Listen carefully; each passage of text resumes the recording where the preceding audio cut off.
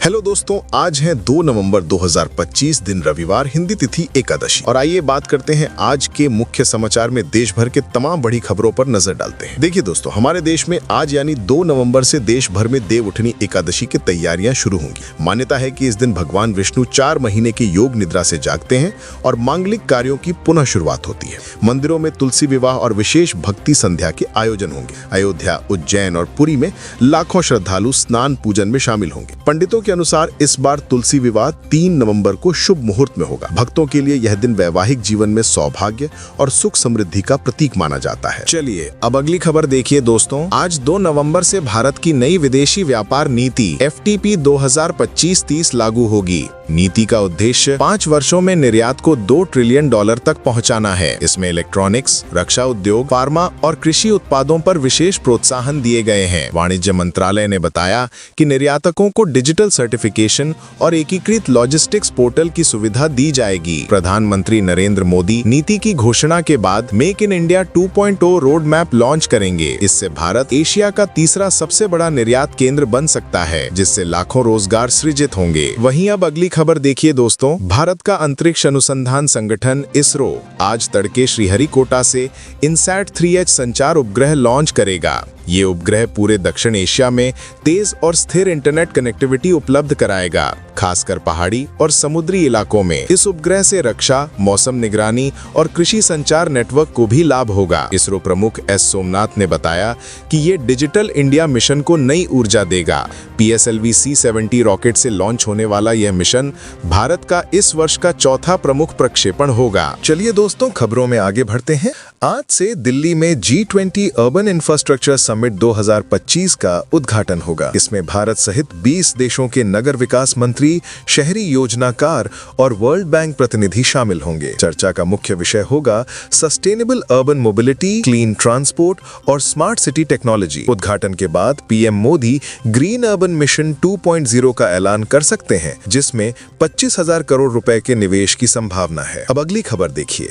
आज बेंगलुरु में HAL Dassault के बीच अगली पीढ़ी के इंजन और एवियोनिक्स उत्पादन को लेकर MOU साइन किया जाएगा। ये सौदा भारत में मेक इन इंडिया के तहत रफाल M और AMCA फाइटर जेट प्रोग्राम को मजबूत करेगा। समझौते में संयुक्त अनुसंधान, तकनीकी हस्तांतरण और स्थानीय सप्लाई चेन के विस्तार का प्रावधान है। रक्षा विशेषज्ञों का अनुमान है कि ये अनुबंध भारतीय वायुसेना की आत्मनिर्भरता में ऐतिहासिक कदम साबित होगा। चलिए अब अपन खबरों में आगे बढ़ते हैं। आज 2 नवंबर को भारत की महिला cricket team, India women's national cricket team और South Africa women's national cricket team के बीच फाइनल मुकाबला होगा।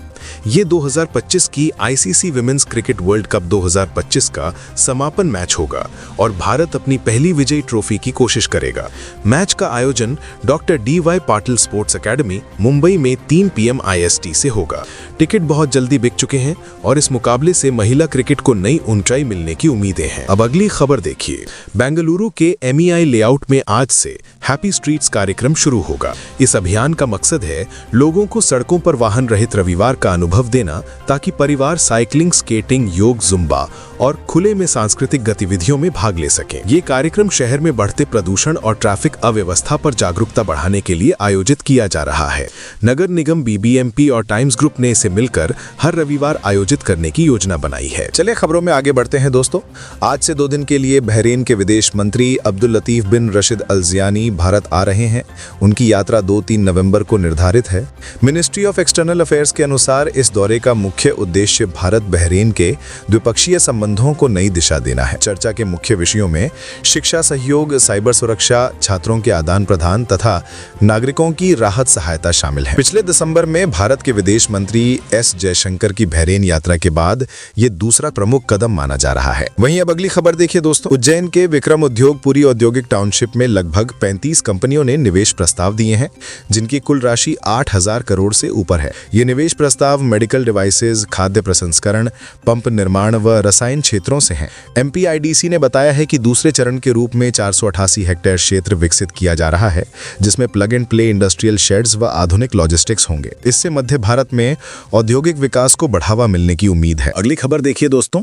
आज से ब्राजील के बेलिन शहर में COP30 जलवायु सम्मेलन की प्री मीटिंग शुरू हो रही है, जिसमें भारत का प्रतिनिधिमंडल पर्यावरण मंत्री भूपेंद्र यादव की अगुवाई में भाग लेगा। इस बैठक में 190 से अधिक देश कार्बन कटौती लक्ष्य, नेट जीरो रोड मैप और ग्रीन फंड वितरण पर चर्चा करेंगे। भारत 2070 तक नेट जीरो लक्ष्य के लिए नवीकरणीय ऊर्जा, जैव ईंधन और ग्रीन हाइड्रोजन नीति को लेकर अपना मसौदा पेश करेगा। विशेषज्ञों का कहना है कि भारत का मॉडल विकास और पर्यावरण के बीच संतुलन का वैश्विक उदाहरण बनेगा। वहीं आगे देखिए दोस्तों, आज मुंबई के बांद्रा कुर्ला कॉम्प्लेक्स में वेंचर नेक्स्ट 2025 स्टार्टअप समिट शुरू होगा, जिसमें 30 से अधिक वेंचर कैपिटल फर्म और 200 स्टार्टअप भाग लेंगे। इस मंच पर फिनटेक, एग्रीटेक और डीप टेक इनोवेशन को फंडिंग देने के लिए लगभग $500 मिलियन के निवेश प्रस्तावों पर चर्चा होगी।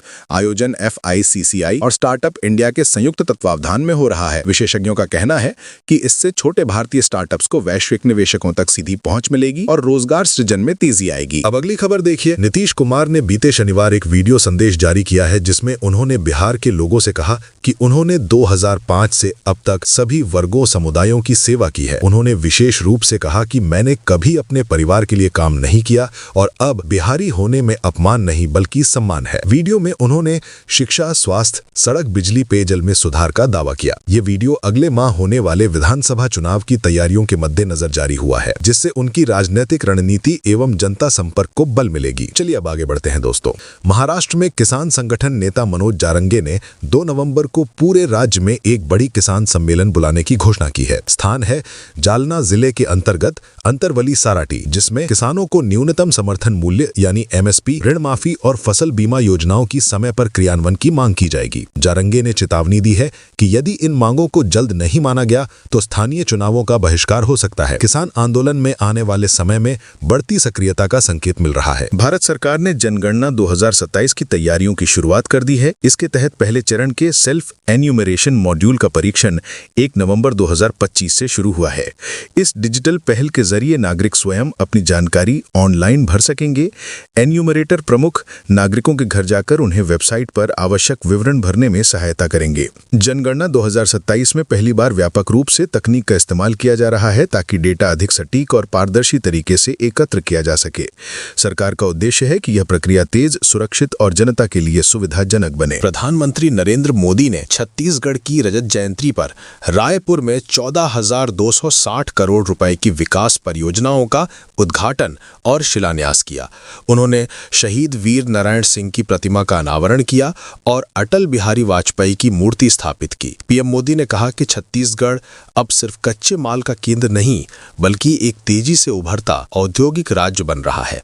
उन्होंने राज्य के विकास और आत्मनिर्भर भारत के लक्ष्य में छत्तीसगढ़ की भूमिका को महत्वपूर्ण बताया।